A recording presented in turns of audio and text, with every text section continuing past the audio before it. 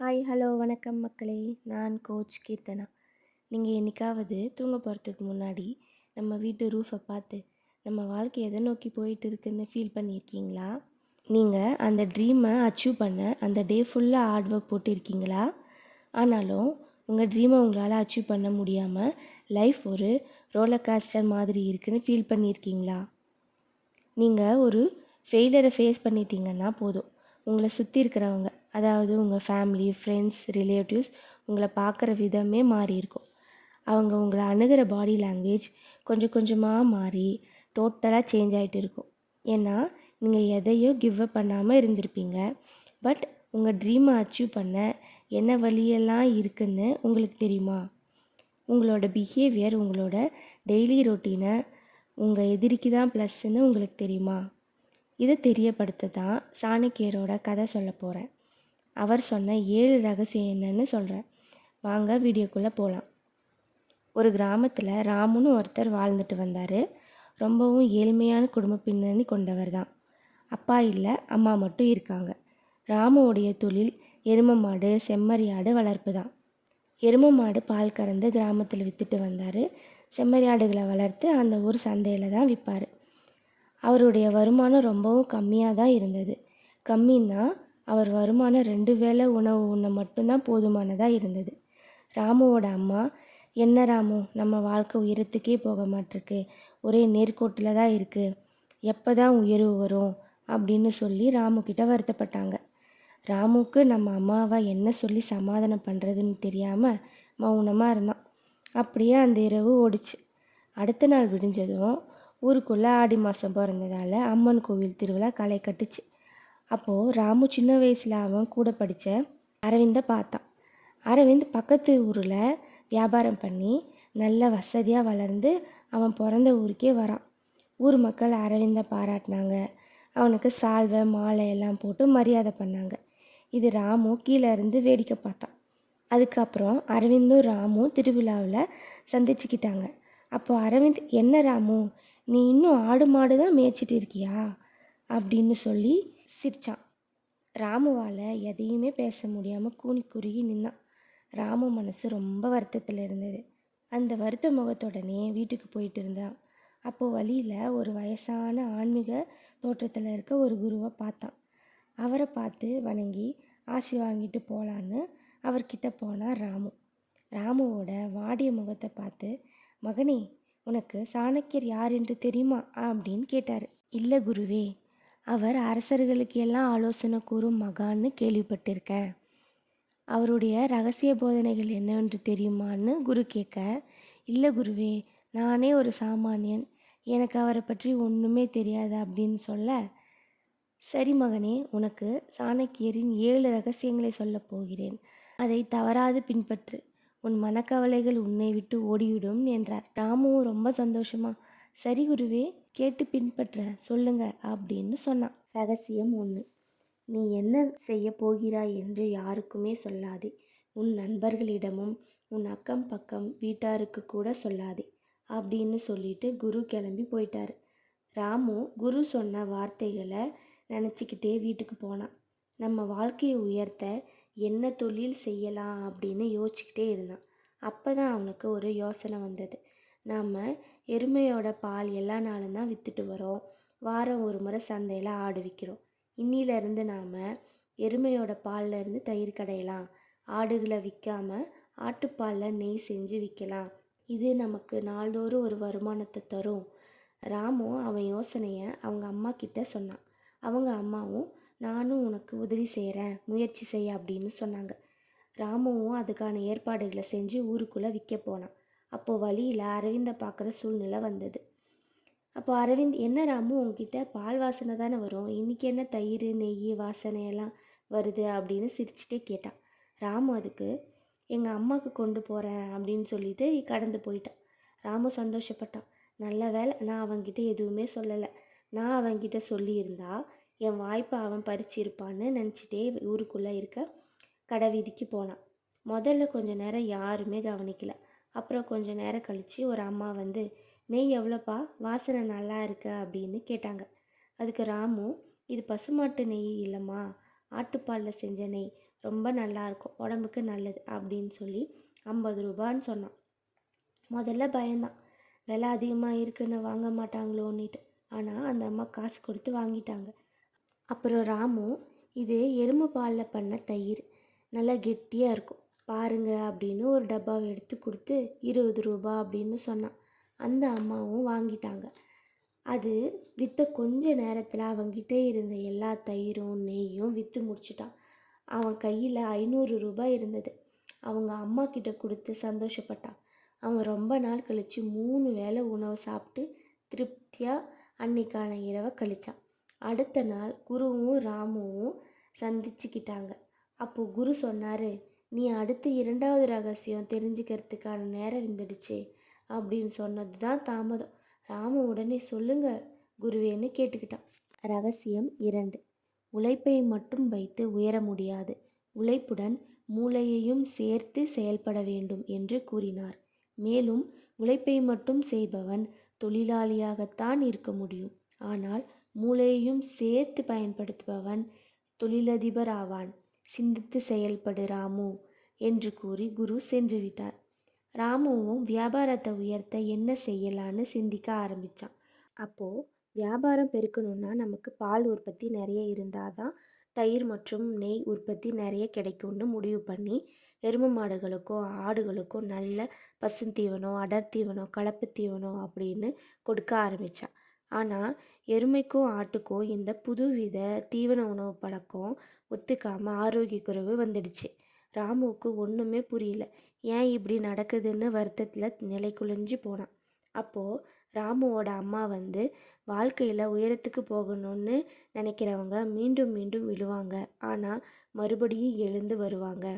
ராமு, மறுபடியும் முயற்சி செய் அப்படின்னு அவங்க அம்மா சொன்னதை கேட்டு உத்வேகப்பட்டான். அப்புறம் அவங்க ஊரில் இருக்க வயசான மற்றும் அனுபவம் இருக்க ஆடு மாடு வளர்ப்பவர்கிட்ட சரியான தீவன முறைகளை கேட்டறிஞ்சு அதே மாதிரி செஞ்சான். இந்த முறை தவறு எதுவும் நடக்காமல் உற்பத்தியை பெருக்கினான். லாபமும் நல்லா வந்தது. ராமு இந்த முறை உழைப்பு கூட மூளையையும் சேர்த்து வேலை செஞ்சதால் அவனோட இலக்கை நோக்கி செல்ல முடிஞ்சது. முயற்சி அப்படின்றது தங்கச்சுரங்கம் மாதிரி, அதை தோண்ட சரியான ஆயுதம் வேணும். ராமு கண்மூடித்தனமாக உழைக்காம புத்திசாலித்தனத்தையும் சேர்த்து உழைச்சதால் வாரம் அவன் வருமானம் அதிகமாகிக்கிட்டே இருந்தது. இப்படி இருக்கும்போது ராமு வழியில் அரவிந்தை பார்க்குற சூழ்நிலை ஏற்பட்டது. அரவிந்த் பொறாமப்பட்டான். அப்போது ராமு கிட்ட, நீ சம்பாதிக்கலாம் ஆனால் என்னை ஜெயிக்க முடியாது அப்படின்னு சொன்னான். இதை கேட்டு ராமு வருத்தப்பட்டான். இவன் ஏன் இந்த மாதிரி பேசுகிறான், நான் அவன் எதிரி மாதிரி என்னை பார்க்குறானே நினச்சிக்கிட்டு போய்கிட்டு இருந்தான். அப்போது குருவை மறுபடியும் பார்க்குறான். அப்போ குரு சொன்னார், மகனே, நீ இப்பொழுது 3வது ரகசியம் கற்றுக்கொள்ளும் நேரம் வந்துவிட்டது அப்படின்னு சொன்னார். ராமுவும் ஆர்வமுடன் கேட்டான். ரகசியம் 3. நேரத்தை உன் ஆயுதமாக்கு. நேரத்தின் மதிப்பை புரிந்து கொள்ளாதவர்கள் வாழ்நாள் முழுவதும் வருத்தப்படுவார்கள். நேரத்தை கையாள கற்றுக்கொண்டால் இந்த உலகையே வெல்லலாம் என்றார் குரு. குரு ராமுவை பார்த்து, நேரத்தின் சிறப்பு என்னவென்று அறிவாயா? அரவிந்த் அவன் வாழ்வில் உயர என்ன காரணம் என குரு கேட்க, ராமு அவனிடம் பணமும் வாய்ப்பும் இருந்திருக்கலாம் என்றான். குரு, இல்லை மகனே, அவன் நேரத்தை பயனுள்ளதாக மாற்றியுள்ளான். நீ மாட்டுக்கொட்டகையில் ஆடு மற்றும் மாடுடன் இருந்த அதே வேளையில் அரவிந்த் சந்தையில் மக்களுடன் சேர்ந்து வழியை உருவாக்கினான். சரியான நேரத்தில் சரியானதை செய், இல்லையெனில் ஆண்டுகள் வீணாக கழிந்துவிடும் என்று கூறி சென்று விட்டார். குரு சொன்ன ரகசியத்தை ராமு பின்பற்ற நினைத்தான்.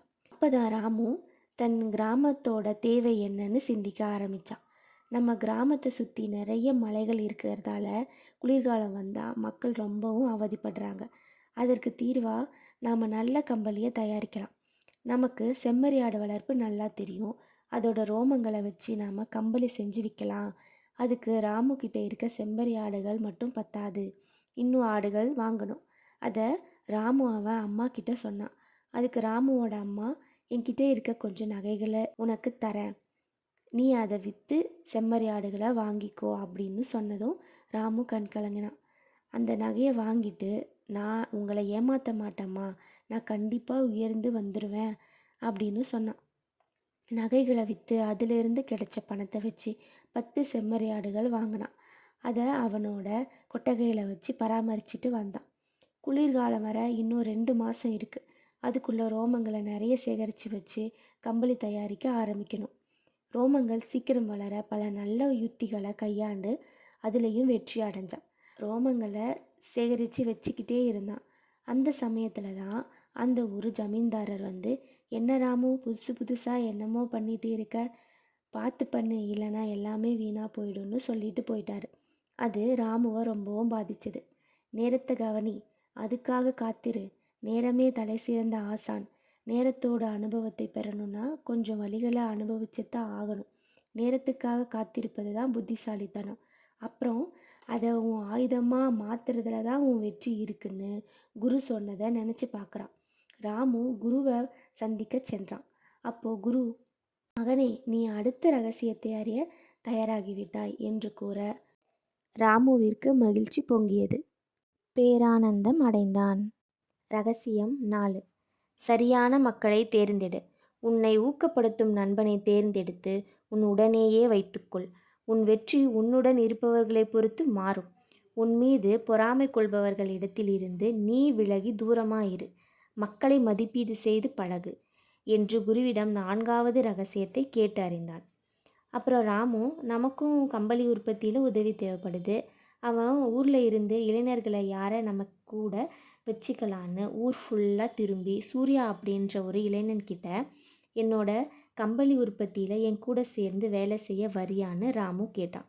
அதுக்கு சூர்யா, நான் கண்டிப்பாக வரேன்னா அப்படின்னு சொல்லி அவங்க 2 பேரோட கூட்டணி தொடர்ந்தது. குளிர்காலமும் வந்துடுச்சு. ராமு நினச்ச மாதிரியே நிறைய கம்பளிகளை உற்பத்தி செஞ்சு அவன் ஊர் சந்தையில் விற்க ஆரம்பித்தான். அது ஊர்க்காரங்க இடையே ரொம்ப பிரபலமாச்சு. அவன் வருமானம் 10,000 தாண்டுச்சு. ராமு விற்பனைக்கு போனால் சூர்யா உற்பத்தியில் இருப்பான். இந்த மாதிரி வேலைகளை அணுகியதால் தொழில் செய்ய சுலபமாக இருந்தது. ராமு மற்றும் சூர்யா கூட்டணி ஊருக்குள்ளே நல்ல முறையில் பேசப்பட்டது. அப்போது அரவிந்த் ராமுவை சந்தித்து, உன்னோட வெற்றி எனக்கு கோவத்தை அதிகமாக்குது, பார்த்து நடந்துக்கோ அப்படின்னு பொறாமையில் பேசிட்டு போனான். ராமுவுக்கு கஷ்டமாக இருந்தது. நாம் ஒன்றும் இவன் தொழிலை எடுத்து நடத்தலையே, அவன் தொழில் வேற, என் தொழில் வேற, இருந்தும் ஏன் இப்படி பேசிட்டு போகிறான்னு ஃபீல் பண்ணான் ராமு. சூர்யா அதை கவனித்து, இதையெல்லாம் மனசில் போட்டு குழப்பிக்காதீங்க, நாம் இந்த மிரட்டலுக்கு எல்லாம் நம்ம தொழிலை நிறுத்தக்கூடாது, நாம் இன்னும் நல்லா வளரணும் அப்படின்னு தட்டி கொடுத்தான். அப்போது ராமுவுக்கு குருவோட வார்த்தைகள் ஞாபகம் வந்தது. நல்ல நண்பன் நமக்கு கேடயமாக இருந்து வரக்கூடிய அம்புகள்லேருந்து நம்ம காப்பான். அதுபோல் சூர்யா இருக்கிறான் அப்படின்னு நினச்சி முன்னேற தயாரானான். தவறானவர்கள் உங்கள் வாழ்க்கையை தடுக்கிறார்கள். நெருக்கடியில் உதவுபவனே உண்மையான நண்பன். சரியான நண்பனை தேர்ந்தெடுப்பதே நம் வெற்றிக்கு போடும் அடித்தளம். ராமுவும் சூர்யாவும் அவங்க ஊரில் மட்டும் இல்லை, பக்கத்து ஊருக்கு போய் தொழில் செய்ய ஆரம்பித்தாங்க. அவங்க பேர் பக்கத்து ஊர்லேயும் பாராட்டப்பட்டது. ராமுவுக்கு வந்த வருமானம் வச்சு அவன் வீட்டை சீரமைச்சான். அவங்க அம்மாவுக்கு நகைகள் வாங்கி கொடுத்தான். ஊரில் எல்லாரும் மதித்தாங்க. கிராமத்து தலைவரும் ராமுவை கூப்பிட்டு பாராட்டினார். ராமுவும் சூர்யாவும் உற்பத்தியில் இருக்கும்போது ஒரு மாற்றத்தை கண்டுபிடிச்சாங்க. எருமையோட பால் மற்றும் ஆட்டுப்பாலில் ஒருவித வாடை வந்தது. இது தயிர் செய்யவும் முடியாது, நெய் காய்ச்சவும் முடியாது. அதோடு செம்மறி ஆடுகளோட ரோமத்தில் புதுவிதமான பூச்சிகளை பார்த்தான். இது செம்மறி ஆட்டோட ரோமங்களின் வளர்ச்சியை தடுக்குது. ரோமங்கள் இருந்தால் தான் கம்பளி உற்பத்தி செய்ய முடியும். ராமு நொறுங்கி போய் இருந்தான். அதே சமயம் ராமுவோட அம்மாவுக்கு உடம்பு சரியில்லாமல் போயிடுச்சு. ஹாஸ்பிட்டலுக்கு கூட்டிகிட்டு போய் பார்த்தா, இது தீவிரமான காய்ச்சல் நோய், நிறைய பணம் தேவைப்படும் அப்படின்னு ஹாஸ்பிட்டலில் சொன்னதும் ராமுவுக்கு ஒன்றுமே புரியாமல் தலை சுற்றி விழுந்தான். சோதனை நேரம் வந்துடுச்சுன்னு நினச்சான். குரு ராமுவை பார்க்க வந்திருந்தார். மகனே, இப்பொழுது நீ 5வது ரகசியத்தை கற்க தயாராகுன்னு சொன்னதும் ராமு களைச்ச குரல்ல, சொல்லுங்க குருவேன்னு கேட்டான். ரகசியம் 5. பொறுமையின் சக்தியை புரிந்து கொள். சோதனை காலத்தில் பிரச்சனைகள் வரத்தான் செய்யும். அதற்கு பயந்தால் பெரியவர்களாக முடியாது. பொறுமை இருந்தால் புயலை கடக்கலாம். நெருக்கடியிலும் சரியான முடிவு எடுக்க வேண்டும். ராமு அதற்கு, நான் அமைதியாகத்தான் இருக்கிறேன் என்றான். பொறுமையாக இருப்பது என்றால் கையை கட்டிக்கொண்டு இருப்பது அல்ல, தைரியத்தை இழக்காமல் இருப்பது. பொறுமையாக இருந்தால் காலமே வழியை ஏற்படுத்தி கொடுக்கும். உன்னுடைய பிரச்சனைகளை பிரித்து பார். வழிகள் தானாக தெரியும். இப்பொழுது நீ தளர்ந்தால் உன் பாட அனைத்தும் வீணாகிவிடும். ராமுவின் மனதில் ஒரு புத்துணர்ச்சி எழுந்தது. அவன் தன் பிரச்சனைகளை பிரித்து பார்த்தான். அம்மாவோடது சோதனை, தொழிலில் இருப்பது சவால் என பிரித்து சரி செய்ய ஆரம்பிச்சான். அம்மாவோட மருத்துவ செலவுக்கும் தொழிலில் அடைஞ்ச நஷ்டத்தை சரி கட்டவும் ஊர் மக்கள்கிட்ட கடன் வாங்கினான். அம்மா கிட்டேயும் உற்பத்தி நிலையத்துக்கும் மாறி மாறி இரவு பகல் பாராமல் திரும்பினான். அம்மாவோட உடல்நிலை நல்லா தேறி வீட்டுக்கு வந்துட்டாங்க. அதே போல் தொழிலிலும் நஷ்டத்திலிருந்து மீண்டது. தொழிலில் ஏற்பட்ட நஷ்டம் அரவிந்தால தான் அப்படின்னு கண்டுபிடிச்சான். ஆனால் இப்போ அவன்கிட்ட போய் கேட்க சரியான நேரம் இது இல்லைன்னு பொறுமை காத்தான். ராமு நினச்சி பார்க்குறான், குரு சொன்ன 5வது ரகசியம் தெரியாமல் இருந்ததுன்னா என்னோட இலக்கை அடையாமல் பாதியிலேயே தோல்வி அடைஞ்சு இருப்பேன். குரு சொன்ன மாதிரி காலமே வழியை காட்டுச்சு. நீங்கள் எப்பயாவது நெருக்கடியில் பொறுமையாக இருந்து உங்கள் சோதனை காலத்தை தைரியமாக கையாண்டு வெளிவந்திருக்கீங்களா? அப்புறம் எல்லாமே சரியாகி இருக்கான்னு கமெண்ட் பாக்ஸில் பொறுமைன்னு கமெண்ட் பண்ணுங்கள். பொறுமை என்ற சாவி இருந்தால் எந்த விதமான சோதனை புட்டுக்களையும் நம்மால் திறக்க முடியும். நெருக்கடியில் பொறுமையாக இருப்பது தான் உங்கள் பலம். முன்னை விட இப்போ ராமு ரொம்ப நம்பிக்கை கொண்டவனாக மாறினான். ராமு அவன் வியாபாரத்தை இன்னொரு கோணத்தில் கொண்டு போனான். அவன்கிட்ட நிறைய மாடுகளும் ஆடுகளும் இருந்ததால் நிறைய கழிவுகள் சேருதுன்னு அதை உரமாக மாற்ற திட்டம் போட்டான். அதுக்கு ஊரில் இருந்து இன்னும் வேலையாட்களை எடுத்து கழிவுகளில் இருந்து இயற்கை உரத்தை தயாரித்து விற்பனைக்கு கொண்டு வந்தான். பல ஊர்களில் இருந்து ராமுவோட பால், தயிர், நெய், கம்பளி, உரம் வாங்க வந்தாங்க. அரவிந்த் ராமு மேலே இருக்க பொறாமையால் ஊருக்குள்ளே அவன் விற்கிற பொருளில் கலப்படம் இருக்குது, உடம்பு சரியில்லாமல் ஆகுதுன்னு வதந்தியை பரப்பினான். அதை ஊர் மக்கள் நம்பி ராமு கிட்ட பொருட்கள் வாங்குறத நிறுத்திட்டாங்க. அது ராமுவுக்கு பெரிய நஷ்டத்தை ஏற்படுத்துச்சு. சூர்யா ராமு கிட்ட நம்ம நஷ்டத்துக்கு அரவிந்த் அப்புறம் அவன் நண்பர்கள் தான் காரணம்னு சொன்னான். அது ராமுவால் தாங்கிக்கவே முடியல. அப்போது குரு ராமுவை பார்க்க வந்தார். அப்போது மகனே ஏன் சோகமாக இருக்கன்னு கேட்டார். அதுக்கு சூர்யா நடந்த விஷயத்த சொன்னான். அப்போ குரு 6வது ரகசியத்தை தெரிஞ்சுக்கோ, நேரம் வந்துடுச்சு கேள் அப்படின்னு சொன்னார். ரகசியம் 6. உன் எதிரிகளை புரிந்து கொள், உன்னை அறிந்து பொறுமையாக இரு, மக்கள் மனதில் என்ன நடக்கிறது என்று அறிய முயற்சி செய். உன் எதிரியான அரவிந்தின் பலவீனம் என்ன, அவன் என்ன சிந்திப்பான் என யோசித்து செயல்படு. அப்படி செய்தால் வெற்றி உனக்கே. அப்போது ராமு எனக்கு எப்படி அவன் என்ன நினைக்கிறான்னு தெரியும்னு கேட்குறான். அதுக்கு நீ அவனை மாதிரி சிந்திச்சா அவனுடைய திட்டங்கள் என்ன அப்படின்றது உனக்கு புரியும். நீ அவனை மாதிரி சிந்திக்க கற்றுக்கொள். அரவிந்த் பொறாமைக்கு காரணம் உன் வெற்றி. அது அவனுக்கு அவமானமாக இருக்கிறது. நீ தோற்க வேண்டும் என எண்ணுகிறான். நீ தோற்றால் அவன் சிறந்தவனாக இருப்பான் என்று எண்ணுவதே அவன் பலவீனமாகும். இந்த பலவீனத்தை நீ பயன்படுத்திக்கொள். ஆனால் எப்படி அரவிந்த் எண்ணுவான் என்று நீ அறிந்தால் உன்னால் ஒரு திட்டத்தை தீட்ட முடியும். ஆனால் எக்காரணம் கொண்டும் கோபத்தில் எந்த முடிவும் எடுக்காதே, நன்கு எண்ணி செயல்படு என்று குரு சொல்லிவிட்டு போனார். ராமு தன் புத்திசாலித்தனத்தை பயன்படுத்தி அவன் உற்பத்தி கூடத்துக்கு காவலாளிகளை நியமித்தான்.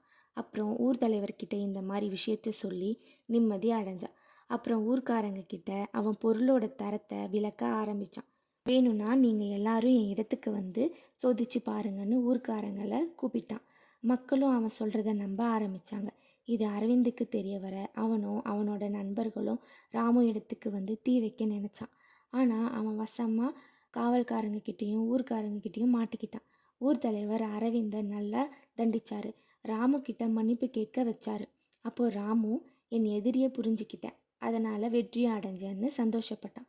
ராமுவோட தன்னம்பிக்கை வானத்தையே முட்டியது. அவன் வணிகத்தை பெருக்கினான், வீடு கட்டினான், பணக்காரன் ஆனான். அப்போது ஜக்மால் அப்படின்றவருடைய அறிமுகம் கிடைச்சிது. ஜக்மால், நான் உன்னோட பொருளை வெளியூர் மார்க்கெட்டில் 2 மடங்கு லாபத்தில் விற்று தரேன், உனக்கு இதில் சம்மதமானு கேட்டார். ராமுவும் இது நல்ல யோசனைன்னு அதற்கான வேலைகளை செஞ்சார். ஆனால் முதல் மாதம் மட்டும்தான் எல்லாம் சரியாக நடந்தது. அடுத்த மாதம் பணம் எதுவுமே வரல. ஜக்மால் ராமுவை ஏமாற்றி 1 வருடத்துக்கான உற்பத்தி பொருட்களை எடுத்துகிட்டு போயிட்டார். இது ராமுவை ரொம்பவே நிலைக்குலைய வச்சது. முதலீடு எல்லாமே போனதேன்னு அழ ஆரம்பித்தார். சூர்யா என்ன சொன்னாலும் ராமுவால் இந்த இழப்பை ஏற்கவே முடியல. அப்போது குரு வந்தார். ராமு, ஏன் இப்படி துவண்டு போய் உள்ளாய் என்று கேட்டறிந்தார். ராமு, உனக்கு இப்பொழுது சாணக்கியரின் 7வது ரகசியத்தை சொல்கிறேன் கேள் என்றார். ரகசியம் 7. உன் இலக்கில் உறுதியாக இரு. சோதனைகள் வந்தால் தளர்ந்து போகாதே. அப்படி செய்தால் இலக்கை அடைய முடியாது. எந்த நிலையிலும் தன் இலக்கை விடாது பிடிப்பவர்கள்தான் உலகத்தை மாற்றுகிறார்கள். அப்பொழுது ரவி, எல்லாமே இழந்து விட்டேன் என்றான். மகனே, எல்லாமே போகவில்லை. உன்னுடைய தைரியம், திறமை உன்னுடன் தான் இருக்கிறது. சாணக்கியரின் கூற்று என்னவென்றால், உன் அனுபவம் எப்பொழுது வெளிப்படும் என்று தெரியுமா? தோல்வி உன் மனம் சரணடையும் தருணத்தில் தான் வரும். கனவுகள் என்பது நீ தூங்கும்போது காண்பதல்ல. உன்னுடைய ஐம்புலன்களையும் மூடாமல் வைத்திருக்கச் செய்யும் ஆசைகள் தான் கனவு. உன்னுடைய இலக்கு பணம் சம்பாதிப்பது மட்டுமல்ல, உன்னையும் உன் குடும்பத்தையும் முன்னேற்றுவதுதான். அந்த கனவு என்ன ஆனது? அதன் நிலை என்ன? மீண்டும் எழுந்து வந்து முயற்சி செய். ராமு குருவின் வார்த்தைகளை கேட்டு கண்ணீரை துடைத்துக்கொண்டு மீண்டும் எழுந்தான். நீங்கள் கூறுவது சரிதான் என்று சொன்னான். ராமு சூர்யாவுடன் நாம் மீண்டும் தொடங்கலாம். கமல் அதற்கு நான் எப்பொழுதும் உங்களுடனேயே இருப்பேன் என்று சொன்னான். ராமு ஊரில் கடன் வாங்கி எரும மாடு ஆடுகளை வாங்கி தொழில் செய்ய ஆரம்பித்தான். அந்த முறை யாருமே நம்பாம அவனோட பழைய வாடிக்கையாளர்களை சந்தித்து வாய்ப்பு கேட்டான். ராமுவோட நேர்மைக்காக எல்லாரும் மறுபடியும் பொருள் வாங்க ஆரம்பித்தாங்க. கடன் எல்லாம் தீர்ந்தது. அவன் ஊரில் ஒரு கடையை திறந்தான், எல்லா பொருட்களையும் விற்க. ஒரு வருஷத்துக்கு அப்புறமா ராமு நல்ல கோடீஸ்வரன் ஆனான். ஊரில் திருவிழா வந்தது. ராமுவுக்கு சால்வை மாலை எல்லாம் போட்டு மரியாதை பண்ணாங்க. ராமுவோட அம்மாவுக்கு ரொம்ப சந்தோஷம். அப்போது ராமு நினச்சான், என்னோட எதிரிகளை தோற்கடிச்சிட்டேன். அரவிந்தை மட்டும் இல்லை, என்னோட பலவீனத்தையும் தான். 7வது ரகசியம், உன் இலக்கில் உறுதியாக இருப்பது. அதுவே உன் வெற்றிக்கு அடித்தளமாக அமையும். இந்த வாழ்க்கை பாடம் உங்களுக்கு பிடிச்சிருந்தா சப்ஸ்கிரைப் பண்ணுங்கள், லைக் பண்ணுங்கள், ஷேர் பண்ணுங்கள். நன்றி.